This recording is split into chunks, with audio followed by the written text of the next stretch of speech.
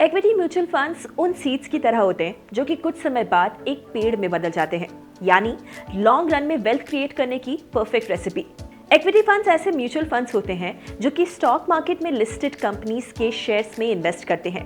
Equity funds को कई तरह से कैटेगराइज कर सकते हैं। It can be based on the size of the companies they invest in, या फिर उनकी इन्वेस्टमेंट फिलॉसफी और the level of risk they carry. चलिए आपको बताते हैं ऐसे ही कुछ इक्विटी फंड्स के बारे में। पहले बात लार्ज कैप इक्विटी फंड्स की। As the name suggests, large cap equity funds ऐसी कंपनीज में इन्वेस्ट करते हैं जिनका मार्केट कैपिटलाइजेशन बड़ा हो। सेबी के अनुसार इंडियन स्टॉक मार्केट्स की top 100 companies by market capitalisation को लार्ज कैप कंपनीज माना जाता है। लार्ज कैप फंड्स अपना 80% पैसा लार्ज कैप स्टॉक्स में लगाते हैं। लार्ज कैप स्टॉक्स ज्यादातर कम वॉलेटाइल होते हैं as compare to mid cap and small cap stocks. इसलिए लंबे टाइम पीरियड में लार्ज कैप फंड्स आपको stability and sustainable returns provide कर सकते हैं।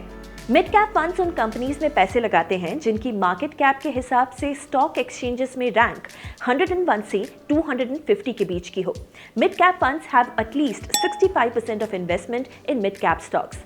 Mid cap stocks large cap stocks से रिस्कियर माने जाते हैं, इसलिए ये उन इन्वेस्टर्स के लिए सूटेबल है जो कि थोड़ा ज्यादा रिस्क लेने में कंफर्टेबल हो, because their aim is to get higher returns. Small cap equity funds smaller sized companies में निवेश करते हैं। मार्केट कैप के बेसिस पर इन कंपनीज की स्टॉक एक्सचेंजेस पर रैंकिंग 251 ऑनवर्ड्स होती है। स्मॉल कैप इक्विटी फंड्स कम से कम 65% फंड्स स्मॉल कैप स्टॉक्स में लगाते हैं। ये स्मॉल कैप स्टॉक्स जनरली काफी वॉलेटाइल होते हैं as compare to large cap and mid cap stocks, और इसलिए इन्हें ज्यादा रिस्की भी माना जाता है।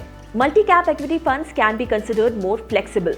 ये फंड्स हर तरह के स्टॉक्स में पैसे इन्वेस्ट करते हैं, regardless of size and sector. ये उन इन्वेस्टर्स के लिए बेहतर ऑप्शन है जो कि मार्केट का एक्सपोजर तो चाहते हैं और किसी एक पर्टिकुलर सेक्टर में रिस्ट्रिक्ट होकर नहीं रहना चाहते। Thematic equity funds follow a theme, मतलब ये फंड्स एक स्पेसिफिक सेक्टर या थीम की सिक्योरिटीज में इन्वेस्ट करते हैं, जैसे कि IT, banking, services, pharma, infrastructure etcetera. ये फंड्स का 80% इन्वेस्टमेंट किसी पर्टिकुलर सेक्टर या थीम से जुड़े स्टॉक्स में ही होता है।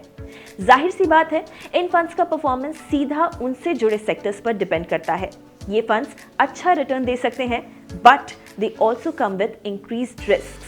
इक्विटी लिंक्ड सेविंग स्कीम्स यानी कि ELSS एक ऐसा इक्विटी म्यूचुअल फंड है जो कि अपना 80% एसेट्स इक्विटी या इक्विटी रिलेटेड इंस्ट्रूमेंट्स में लगाता है।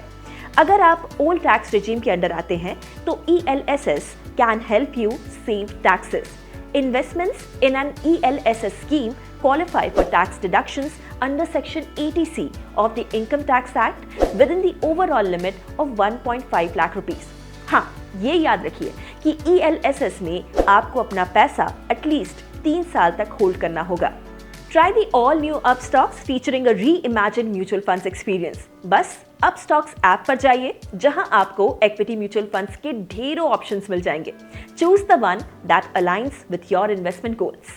Investment in securities market are subject to market risk. Read all the related documents carefully before investing.